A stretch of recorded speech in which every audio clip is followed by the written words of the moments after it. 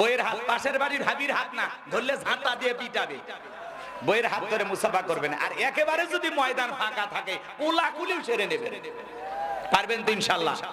একসাথে যদি সালাম, মুসাফা, কোলাকুলি আমল করতে পারেন, আপনাদের দাম্পত্য জীবনে কোনোদিন অশান্তি আসবে না ইনশাআল্লাহ।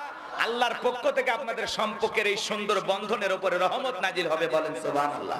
দাম্পত্য জীবনে আজকে সকালে বিয়ে করে সন্ধ্যায় তালাক, সন্ধ্যায় বিয়ে করে সকালে তালাক। চেয়ারম্যান ভাই, তালাকের 2-4টা বিচার আসার যায় কিনা? বহুত যায়। তার মানে তালাক আগের চাইতে বাড়ছে না কমছে?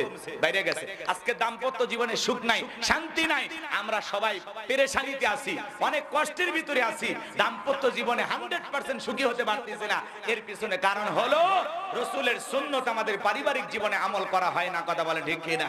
যদি রাসূলের 4টা রোমান্টিক সুন্নাত আমল করতে পারেন, গ্যারান্টি দিয়ে বলতে পারি কোন হুজুরের তাবিজ কবজ লাগবে না, পানি পড়া লাগবে না।